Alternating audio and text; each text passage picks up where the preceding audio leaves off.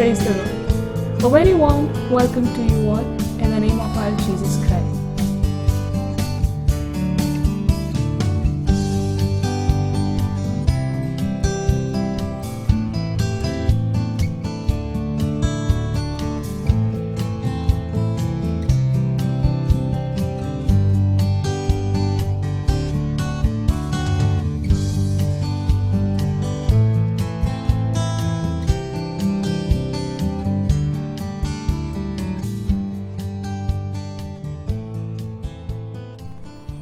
Beloved brothers and sisters, praise the Lord. Such a pleasure to be with you this week. I am privileged to introduce our sister, Dr. Sandhya, who takes care of our Bethsaida ministry in the slum areas. Welcome to all in the Lord's presence as Dr. Sandhya shares the word of God. परमेश्वराच्या नावाला गौरव असो. आराधना महिला ग्रुपच्या वतीने Bible मंथन या कार्यक्रमात आपल्या सर्वांचे स्वागत असो. आज आपला विषय आहे प्रार्थना. मत्तेय 21 यामध्ये अंजिराचे निष्फळ झाड या बाबतीत आपण पाहतो की वचन 21 आणि 22 यामध्ये येशूने म्हटले आहे, तुमच्या ठाई विश्वास असला व तुम्ही संशय धरिला नाही तर अंजिराच्या झाडाला केल्याप्रमाणे तुम्ही कराल. इतकेच नाही तर या डोंगरालाही तू उपटून समुद्रात टाकला जा असे म्हणाल तर तसे होईल. आणि तुम्ही विश्वास धरून प्रार्थनेत जे काही मागाल ते सर्व तुम्हास मिळेल. आमेन. या वचनांमध्ये येशू ख्रिस्त प्रार्थनेच्या क्रियाशीलतेबद्दल आपल्याला बोध करत आहे. जर त्या शब्दांचा अभिप्रेत असा अर्थ आपल्याला समजला नाही तर आपल्याला प्रार्थनेचे सामर्थ्य कळणार नाही आणि आपल्या पदरी निराशा येईल. पण जर अभिप्रेत असलेला अर्थ आपल्याला समजला तर निश्चितच प्रार्थनेमध्ये काय सामर्थ्य आहे हे आपल्याला दिसून येईल, हे आपल्याला समजेल. प्रभू येशू ख्रिस्ताने 2 गोष्टी सांगितल्या. एक म्हणजे प्रार्थनेने डोंगर हलविता येतो आणि दुसरे जेव्हा आपण विश्वासाने मागतो तेव्हा आपल्याला मिळतेच. आता या वचनांचा अर्थ शब्दशः घेता येणार नाही. येशू ख्रिस्त सांगू इच्छितो की प्रार्थनेने आपणास एखाद्या गोष्टीचे किंवा गोष्ट करण्याचे सामर्थ्य मिळते. प्रार्थना ही काही एखाद्या गोष्टीपासूनची पळवाट नव्हे, त्या गोष्टीपासून दूर पळण्यासाठीची ती वाट नव्हे. प्रार्थना म्हणजे देवावर गोष्टी सोपवून ती त्याच्याकडून त्या गोष्टी करवून घेणे असेही नव्हे. प्रार्थनेबद्दल 3 गोष्टी महत्त्वाच्या आहेत. सर्वात पहिली, प्रार्थना म्हणजे सामर्थ्य.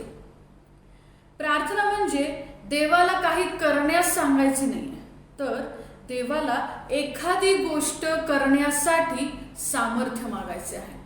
म्हणजे प्रार्थना करून आपण देवाला तू हे काम कर असे न सांगता, देवा हे काम करण्यासाठी मला सामर्थ्य दे असे म्हणून ती प्रार्थना आहे.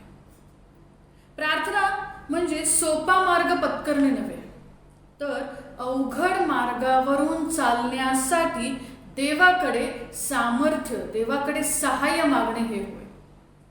प्रार्थना हा मार्ग आहे देवाकडून सामर्थ्य मिळवण्याचा, जेणेकरून डोंगरासारख्या अडचणींवर आपण मात करू शकतो. जर प्रार्थना हा फक्त मागण्या पूर्ण करण्याचा मार्ग असेल तर तो फार चुकीचा आहे. अशाने आपण आळशी आणि निष्क्रिय होतो. म्हणून कोणत्याही मनुष्याने केवळ प्रार्थना करून निष्क्रिय असे बसू नये. प्रार्थना करावी आणि उठून क्रियाशील व्हावे, कार्य करावे, आणि ते गरजेचे आहे. आणि जेव्हा तो असे करतो तेव्हा देवाचे सामर्थ्य कार्य करते आणि अशक्य हे शक्य होऊ लागते. प्रार्थना ही एखादी गोष्ट स्वीकारणं आणि त्याप्रमाणे बदल करणं सुद्धा आहे. दुसरी गोष्ट काय आहे प्रार्थनेविषयीची, की प्रार्थना ही एखादी गोष्ट स्वीकारणं आणि त्याप्रमाणे बदल करणं हे सुद्धा आहे. आता या संदर्भात 2 उदाहरणे आहेत. पहिलं आहे पौलाचे. पौलाने अगदी कळकळून प्रार्थना केली, परमेश्वरा, जो काटा आहे त्या काट्यापासून मला मुक्तता मिळू देत. पण त्याला त्याच्यापासून सुटका मिळाली नाही. तर त्याला त्या परिस्थितीमध्येही, त्या अशक्तपणामध्येही देवाचे सामर्थ्य अनुभवायला मिळाले. मग त्याने आपल्या अशक्तपणामध्ये देवाचे सामर्थ्य अनुभवता येते असे लिहिले. आणि दुसरे उदाहरण आहे, क्रूसावर जाण्याअगोदर प्रभू येशू ख्रिस्ताने सुद्धा तो प्याला त्याच्यापासून दूर व्हावा अशी प्रार्थना केली, पण त्याची ती प्रार्थना मान्य झाली नाही. पण त्या प्रार्थनेमध्ये, त्या परिस्थितीमध्ये, त्या परिस्थितीला सामोरं जाण्याचं सामर्थ्य मात्र मिळालं. तर प्रार्थना हे परिस्थितीपासून पळून जाण्याचं नाही, तर देवाच्या सामर्थ्याने परिस्थितीला धैर्याने समोर जाणे हे होय. आता या प्रार्थनेविषयीचा तिसरा मुद्दा किंवा तिसरी गोष्ट काय आहे, तर प्रार्थनेने सहनशीलता प्राप्त होते. प्रार्थनेने सहनशीलता प्राप्त होते. नैसर्गिकरित्या एखादी गोष्ट आपल्याला असह्य वाटू शकते. एखादी बिकट परिस्थिती उद्भवली, एखादा कठीण प्रसंग येऊ घातला, तर आपल्याला असे वाटू लागते की हे जे काही संकट आहे, ही जी काही परिस्थिती आहे, ती परिस्थिती सहन करण्याची पात्रता आज आपल्या ठाई नाही आहे. ते सहन करण्यासाठी आपण स्वतःला अपात्र समजू शकतो. ते सहन करण्यासाठी आपण स्वतःला असमर्थ समजायला लागतो. पण अशा वेळेस हीच भावना असते की या परिस्थितीशी आपण सामना करू शकणार नाही, आता आपल्याला हे सहन होणार नाही. पण प्रार्थना हे संकट दूर करत नाही किंवा पळवाट देत नाही, सूटही देत नाही, तर अशक्य जे आहे ते शक्य करण्याचे सामर्थ्य देते. ज्याला तोंड देऊ शकत नाही अशा गोष्टींना तोंड देण्यासाठी आपल्याला तयार करते. जे असह्य आहे ते सहन करण्याची ताकद आपल्याला प्रार्थना देते. म्हणून जर प्रार्थनेला आपण फक्त आपल्या इच्छा पूर्ण करण्याचा मार्ग, संकटातून पळून जाण्याची वाट असे जर समजू लागलो, तर निश्चितच आपल्या पदरी निराशा पडेल. पण जर आपण प्रार्थना ही अशक्य गोष्ट, कठीण परिस्थितीवर मात करण्यासाठी प्रार्थना करून त्या परिस्थितीवर विजय मिळवण्यासाठीचा मार्ग असं जर आपण ध्यानात घेऊ, तर निश्चितच देवाचा गौरव आपल्या जीवनात आल्याशिवाय आणि तो गौरव आपल्याला दिसल्याशिवाय निश्चितच आपण राहणार नाही. आमेन.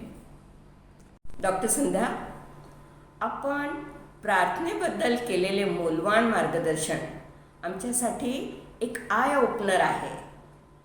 प्रार्थनेबद्दल आमचे समज, गैरसमज लक्षात आणून दिल्याबद्दल धन्यवाद.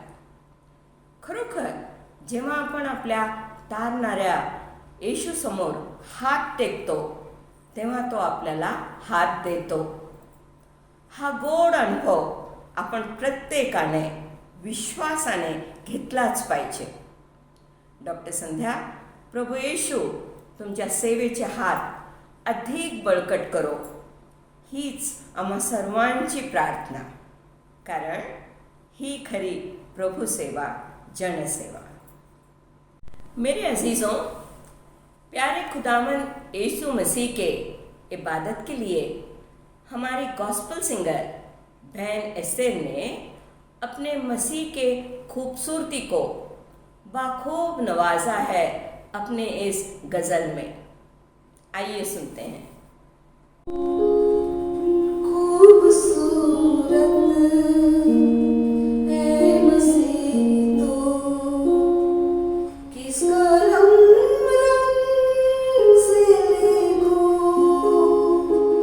तेरे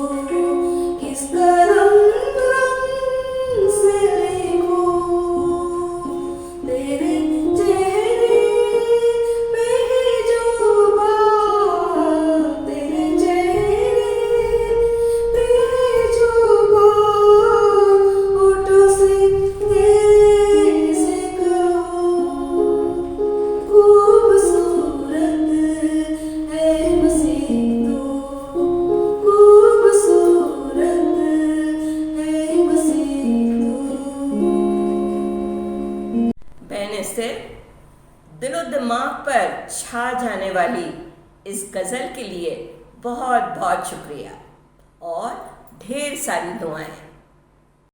भाइयों और बहनों, यहोवा के भलाई का मीठा अनुभव लेने के बाद हम कैसे चुप बैठ सकते हैं? यही हुआ हमारी बहन राहेल के साथ। आइए सुनते हैं उनकी ग्वाही। हालेलुया। साक्ष सांगण्यासाठी देवबाप्पाने मला उभं केलं म्हणून देवाचे उपकार मानते। गेल्या 3 महिन्यापूर्वी माझ्या मुलीचं लग्न झालं आणि करोनाचं वातावरण होतं। आम्हाला परमिशन मिळत नव्हती, चर्च मिळत नव्हते, अनेक अडचणी होत्या मला आणि मी देवबाप्पाचे खूप उपकार मानते, स्तुती करते की या सर्व अडचणीमध्ये आम्ही फक्त प्रार्थना करत होतो आणि आम्हाला एकच माहित होतं की परमेश्वर परिस्थिती बदलणारा देव आणि माझा हन्ना ग्रुप आमचे सर्वजण माझ्यासाठी माझ्या परिवारासाठी प्रार्थना करत होते आणि देवबाप्पानी सर्व गरजा भागवतल्या। इतकं सुंदर उत्तम प्रकारे माझ्या लेकराचं लग्न झालं। परमेश्वराने माझ्या जीवनामध्ये इतके कार्य केले की मला कुठल्याच गोष्टीची कमतरता पडू दिली नाही। पाहणारे सर्व म्हटले की एवढं सुंदर तू लग्न केलं, खरंच परमेश्वर इतका चांगला आहे। त्याचं वचन सांगते की माझा अनुभव घेऊन पहा की मी किती चांगला आहे। त्या परमेश्वराने मला खूप सुंदर त्याचा अनुभव दिलेला आहे आणि आपला येशू खूप चांगला आहे। मी साऱ्या जगाला हे सांगेन की जिवंत देव हा फक्त प्रभू येशू ख्रिस्त आहे आणि तोच कार्य करू शकतो आणि त्या जिवंत देवाला, त्या ख्रिस्ताला मी कोटी कोटी धन्यवाद देते आणि त्याची स्तुती करते।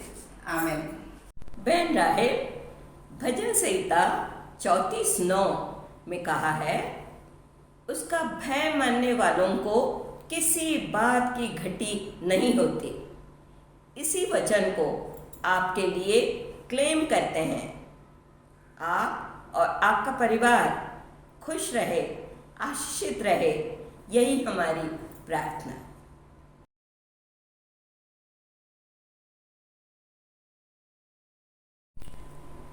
मेरे प्रियो, मरकुस की पुस्तक 10 और 46वें पद से हम अंधे भिखारी बर्तिमाई के बारे में पढ़ते हैं।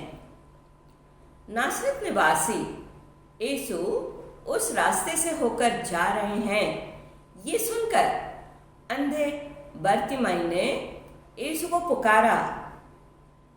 लोग उसे चुप बैठने के लिए डांटने लगे, पर वो अधिक चिल्लाने लगा।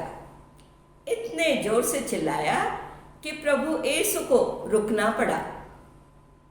नतीजा ये हुआ कि यीशु मसीह ने उसे दृष्टिदान दिया, ये कहते हुए, तेरे विश्वास ने तुझे चंगा कर दिया है।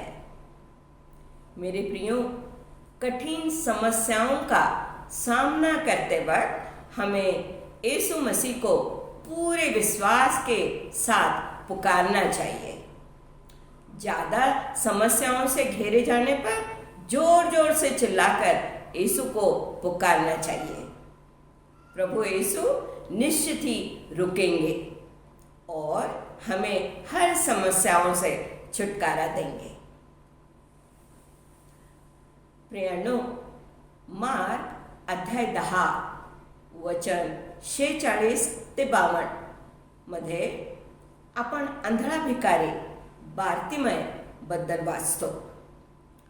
तो जिथे भीक मागत होता त्याच वाटेने नासरेतकर येशू जात आहे हे ऐकून तो मोठमोठ्याने ओरडून येशूला हाक मारू लागला।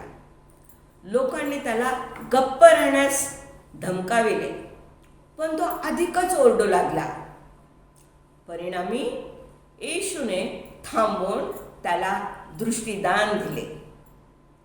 प्रियांनो, आपल्यालाही संकट समयी नासरेतकर येशूला मोठमोठ्याने ओरडून हाक मारली पाहिजे। अधिक संकटे आल्यास अधिक मोठ्याने ओरडले पाहिजे। निश्चितच प्रभू येशू थांबवून आपल्याला संकटमुक्त करेल।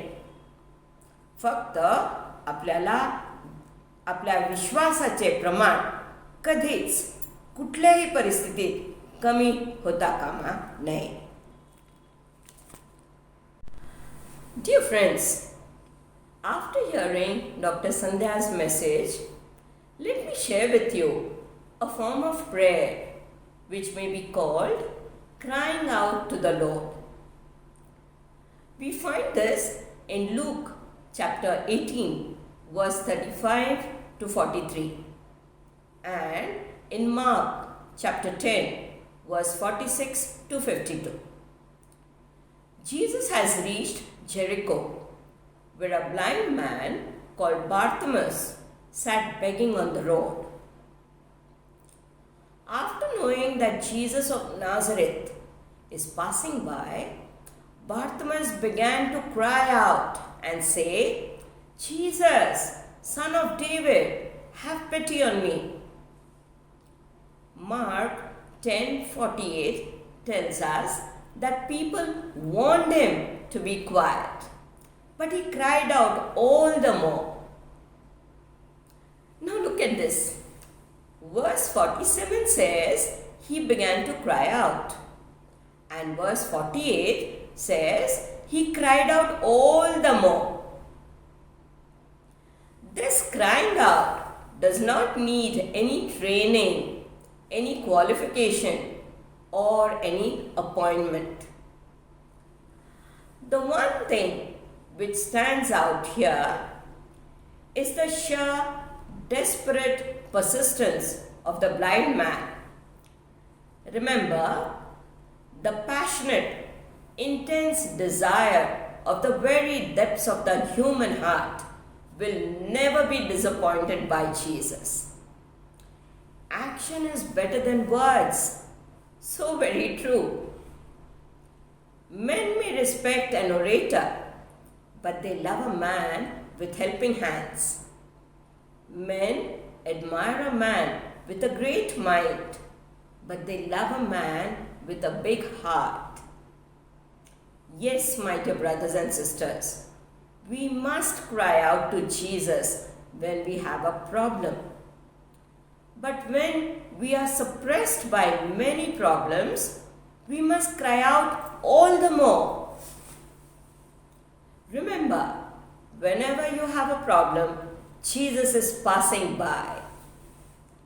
You just need to cry out. Jesus will surely stop. Isn't that amazing? Thank you for watching, sharing, and subscribing Bible Manthan. Stay blessed. Shalom.